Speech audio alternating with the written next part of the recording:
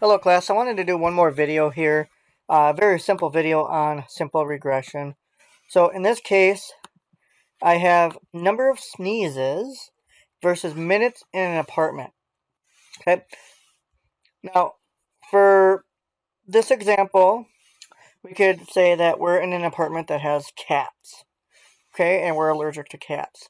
So the longer we're in the apartment, the more cat pheromones or whatnot we're taking in, causing us to sneeze.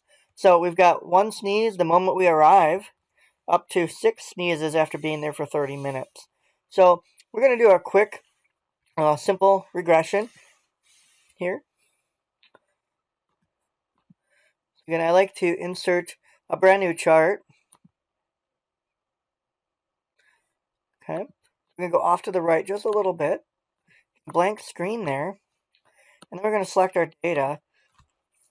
So the X value, okay, is the apartment. Okay, and the Y is going to be the number of sneezes. Okay. Now, because this model was developed based on what we consider an ordinal, chronological, or time series projection, where it's cumulative performance, you're going to see a lot of lines or points here that are line formatted. They look like they're lines. That's because of the 1, 1, 1, 1, 1, 2, 2, 2, 2, 3, 3, 3, 3, 3, 4, 4, 4, 4, 5, and a bunch of 5s, and then a few 6s as the time progresses. Not a problem. We can deal with that. Okay. Now, I'm not beautifying this chart. I know we had a lesson on data visualization. Not beautifying it. I'm just doing a quick demonstration here. So, again, very carefully, and make sure that you click on them successfully. We're going to go over to linears already chosen. We just want to display the equation and the r squared. Now, we can move this over, home, make it bigger, not too big. We don't want to lose the data ink ratio. We might want to, if we were going to publish this chart, we want to make it a yellow, easier to see. Something to that effect. And also for this trend line, we might also want to paint that as well as something a little more. And you might have to play with that by clicking on the more colors option. Okay, now that we have our equation up here, I also want you to see that this is a positive linear relationship. The more time we spend in the department, the more sneezes that occur. Okay. And our R squared is really healthy at a 0.95, which you're starting to learn about or refresh on if you've had a stats class before this one. So what we want to put in now is how many minutes in apartment. And we're going to put a yellow color scheme there, symbolize to the user that that's the spot we want them to put information in. And here we want to put number of sneezes. Okay? And because this is abbreviated, we're going to hit wrap text. And we'll stretch this out so that we get it all in one row. There we go. Now you can see it there. So what we're going to do here is we're going to put y equals 0.1976 times what we put in there plus the intercept of 0.4713. And we get an answer of 0.4713. Now, if I ask you this on an exam or a quiz, why is it that we get a 0.4713?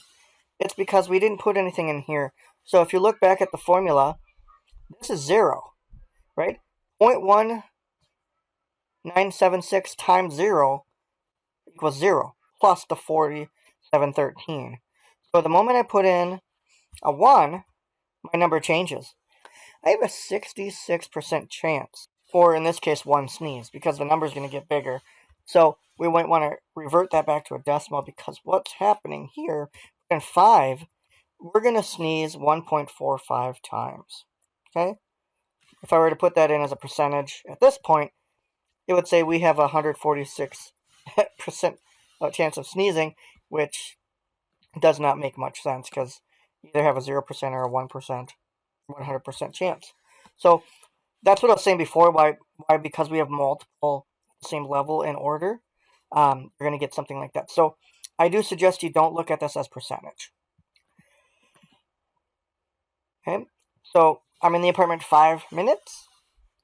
Okay, what happens if I'm in the apartment for 15 minutes? I should have almost 3.5 sneezes. Okay, so let's look at our 15, and we're at 4. Okay, not too bad. We just got 4 after being at 3 for a while. So I can definitely see how we're at about 3.43 here because we just started up, with the 15. If we look at our little catalog here, it just became the first time we hit a 4. Now, if we were to go to 25, we should have a solid 5 because look at this. There's our 25. How many other 5 sneezes do we have? Well, we have like 6 minutes worth of sneezes basically before we got to that number. So this formula is very accurate, and that's what your 0.95 says too.